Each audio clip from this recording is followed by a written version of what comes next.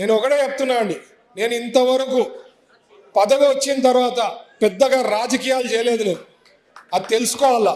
నన్ను రాజకీయాలు చేసి నన్ను గెలకాలనుకుంటే ఇంకా నా స్ట్రాటజీ ముందు ఎవడు పనికిరాడండి. అది నేను తెలుసు, వాళ్ళకి నేను చెప్పదలుచుకున్నా. అంతకుముందు మంత్రులు అయినారు, చాలామంది మంత్రులు అయినారు.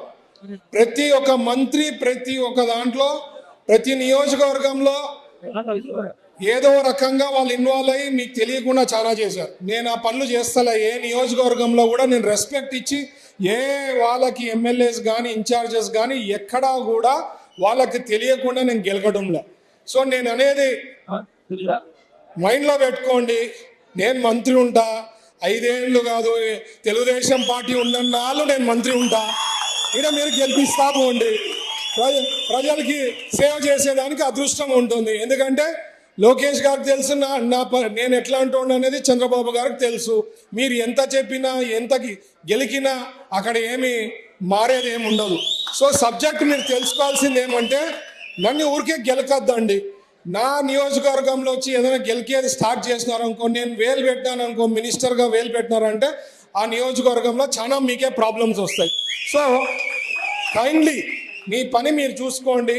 మీ నియోజకవర్గం మీకు ఇచ్చారు, ప్రజలు మీకు ఓటేసి గెలిపించారు. మిమ్మల్ని చూసుకునే బాధ్యత మీ ప్రజలు. మీకు ఎన్నో సమస్యలు ఉంటాయి, అవి సాల్వ్ చేసుకుంటూ పోండి. అదే కాకుండా ఊరికే నా నియోజకవర్గంలో వచ్చే లాంటి ఏదో పెత్తనం చేయాలనో లేదో ఏదో గెలకాలనుకోవడం అయితే మాత్రం నా స్ట్రాటజీస్ ముందు, నేను చేసే పనుల ముందు ఎవరు నా దగ్గరలో కూడా రాలేరు. అది నా ఎన్నో నిరూపించుకునేదానికి ఎగ్జాంపుల్స్ ఉన్నాయి. మెడికల్ షాప్స్ రోడ్ది ఎవరు చేశాడండి? ఎవరికైనా చేత అయిందా? స్మూత్గా సాల్వ్ చేశామా? సో ఇట్లాంటివి ఎన్నోటి ఉన్నాయి, చెప్పుకుంటా పోతే చాలా ఉన్నాయి. సో నేను చెప్పేది ఏంటంటే, ఎవరు నియోజకవర్గంలో వాళ్ళ ప్రజలు మిమ్మల్ని ఎన్నుకున్నారు, మీ పని మీరు చూసుకుంటే మీకు బాగుంటుంది అనేదే నేను మీకు రిక్వెస్ట్ చేయడం జరుగుతుంది.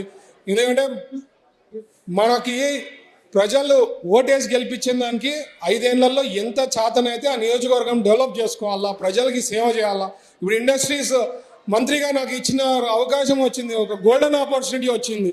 ఓరకల్ ఇండస్ట్రియల్ పార్క్లో ఎంత వీలైతే అన్ని ఇండస్ట్రీస్ రావాలి. ఎవరికి ఇండస్ట్రీస్ వస్తే ఎవరికి బాగుంటుంది? ఇక్కడ ఉండేవాళ్ళు మీ అందరికీ, మీ పిల్లలకి, మీ వాళ్ళకి ఫ్యూచర్. అవునా కదా? నా పర్సనలే కదా, అందరికీ కదా. సో ఇది మైండ్లో పెట్టుకోండి. మనం కష్టపడుతున్నాం, చేస్తున్నాము, డెవలప్ చేస్తున్నాము.